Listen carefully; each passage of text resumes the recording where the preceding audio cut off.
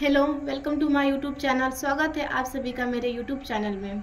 मैं आप सभी को पढ़ाऊंगी सामाजिक विज्ञान क्लास 6 एनसीईआरटी और हमारे फर्स्ट चैप्टर का नाम है विविधता की समझ।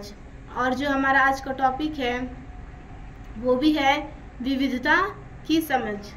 चैप्टर शुरू करने से पहले मैं आप लोगों को कुछ चीज़ें बताना चाहती हूँ कि सबसे पहले ये कि आप लोगों के दिमाग में आया होगा कि भारत का संविधान, भारत की प्रस्तावना, भारत की उद्देशिका, जब ये दोनों चीज़ें आप देखते हैं तो प्रस्तावना और उद्देशिका जब आप देखते हैं तो आपको दो चीज़ें मिलेंगी, एक समानता और दूसरा धर्मनिरपेक्षता।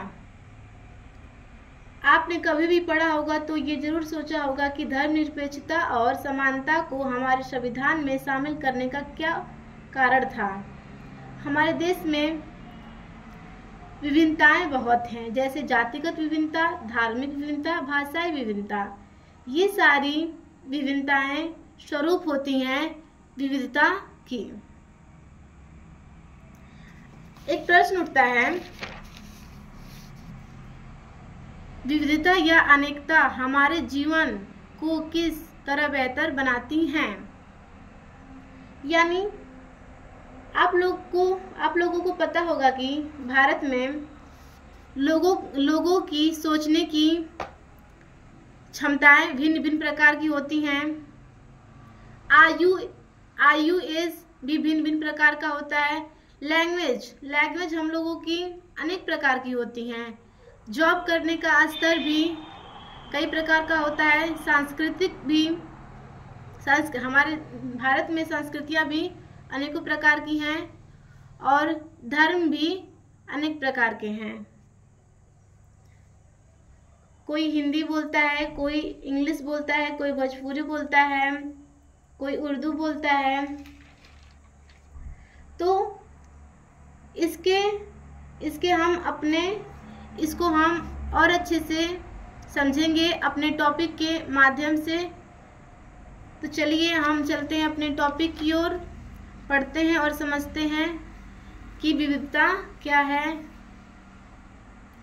लोग एक दूसरे से कई मामलों से भिन्न होते हैं। वह न केवल अलग दिखते हैं बल्कि वे अलग अलग क्षेत्रों से भी आते हैं। विभिन्न प्रकार का खाना खाते हैं, अलग अलग त्योहार मनाते हैं और भिन्न भिन्न धर्मों का पालन करते हैं। तो जैसा कि हम लोग जानते हैं, हमारे कॉलेज स्कूल में जो छात्र छात्राएं आते हैं वो विभिन्न प्रकार के धर्म से होते हैं। उनके धर्म अलग होते हैं, त्योहार भी अलग होते हैं, खान पान भी अलग ही होता है, कद काठी रंग रूप भी भिन्न भिन्न प्रकार के होते हैं। इन भिन्नताओं के कारण ही भारत में विविधता है। जो कि विभिन्नताएं हैं, जाति, धर्म, रंग, रूप, इन्हीं के कारण ही हमारे देश में आज विभिन्नता है। जाति व्यवस्था विविधता का एक उदाहरण है। इस व्यवस्था में समाज को अलग अलग समूहों में बांटा गया है। ये जाति व्यवस्था है, विविधता का एक उदाहरण है जाति व्यवस्था। मैं आप लोग को एग्जाम्पल देकर समझाती हूँ। ये देखिए, ये जो सीढ़ी आप लोग देख रहे हैं ये जाति प्रथा की सीढ़ी हैं। ये सीढ़ियाँ ये दर्शा रही हैं कि हम लोगों को समाज ने किस किस स्तर में बांटा है। प्रथम श्रेणी में आते हैं ब्राह्मण, जिनका कार्य होता है पूजा पाठ करना और शिक्षा प्रदान करना।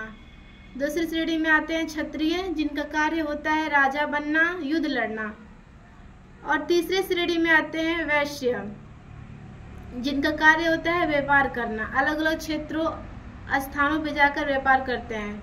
चौथे श्रेणी में आते हैं शूद्र, जो इन तीनों के अंडर काम करते हैं।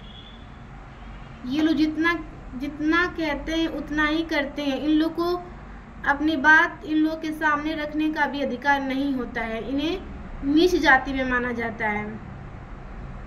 और 5वीं श्रेणी में हरिजन लोग को रखा गया है। हरिजन लोगों को महात्मा गांधी ने,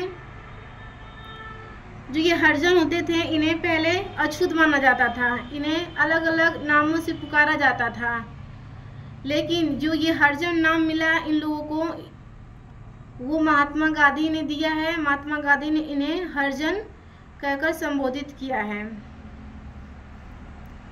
ये जो विभिन्नताएं हैं प्राचीन समय में अत्यधिक थी, बहुत ज़्यादा थी।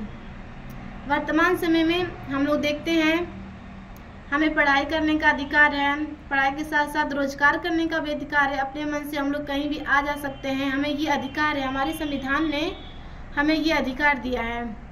लेकिन प्राचीन समय में, पहले के समय में, देश आज़ाद होने से पहले जो ये ब्राह्मण, क्षत्रिय, वैश्य होते थे, इनका ही अत्यधिक शासन चलता था। ये लोग जितना कहते थे उतना ही ये जो क्षुद्र लोग होते थे, जो नीच जाति के होते थे, उतना ही करते थे। उन लोगों को अधिकार नहीं था कि वो इनका मुकाबला कर सके।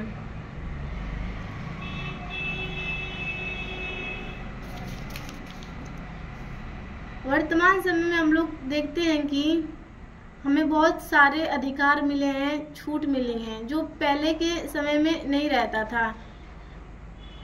अब अपने टॉपिक के माध्यम से हम समझते हैं।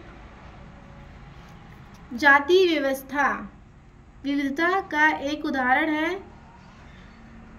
इस व्यवस्था में समाज को अलग अलग समूह में बांटा गया है। मैंने आप लोग को एग्जाम्पल देकर समझाया है। लोग जिस जाति में पैदा होते थे उसे बदल नहीं सकते थे। उदाहरण के लिए, अगर आप कुम्हार के घर में पैदा हो गए हैं तो आपकी जाति कुम्हार ही होती है, आप बस वही बन सकते हैं।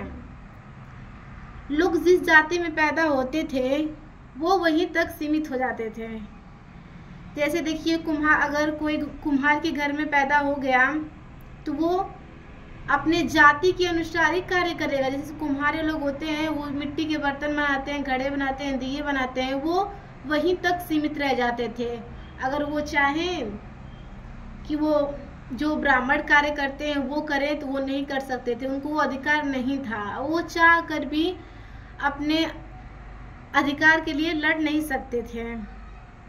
अब वर्तमान समय में तो बहुत सारे अधिकार हमें मिला है, छूटें मिली हैं कि हम अपने अधिकार के लिए लड़ सकते हैं। लेकिन पहले देश आज़ाद होने से पहले ये नहीं था। पहले तो ये था कि ये जो ब्राह्मण होते थे, ये ब्राह्मण जो हैं ये होते थे, तो जिस गली से वो लोग जाते थे उस गली में ये जो होते हैं क्षुद्र, जो जिन्हें हरिजन भी कह सकते हैं हम, जो होते हैं, वो उस गली से गुजर जाएं तो ये लोग उस जाते भी नहीं थे, अछूत मानते थे। उन लोग का ये मानना था कि वो गली अछूत हो गई है क्योंकि ये लोग उस रास्ते में आ गए हैं।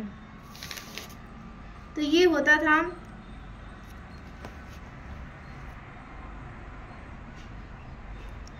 कोई व्यक्ति जाति से जुड़ा अपना पेशा भी नहीं बदल सकता था, इसलिए उस ज्ञान के अलावा किसी अन्य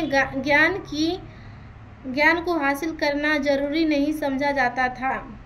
कोई भी व्यक्ति अपनी जाति से जुड़ा पेशा, जैसे कुम्हार लोग थे जो वो मिट्टी के बर्तन तक ही सीमित थे, उससे आगे वो लोग चाहें कि युद्ध लड़ सके, क्षत्रिय जो कार्य करते हैं युद्ध लड़ सके, राजा बन सके, उनका ये सब करने का उनका कोई अधिकार उनको दिया ही नहीं गया था। और वो लोग जब कोई इन लोग को जब समझ आ गया कि हम लोग वो कार्य नहीं कर सकते, लोग नहीं करने देंगे, तो ये लोग उस ज्ञान को हासिल करना भी जरूरी नहीं समझते थे। आशा करती हूँ आप लोग को इस चैप्टर के टॉपिक समझ में आए होंगे। कल मैं इस चैप्टर का अगला टॉपिक लेकर आऊँगी।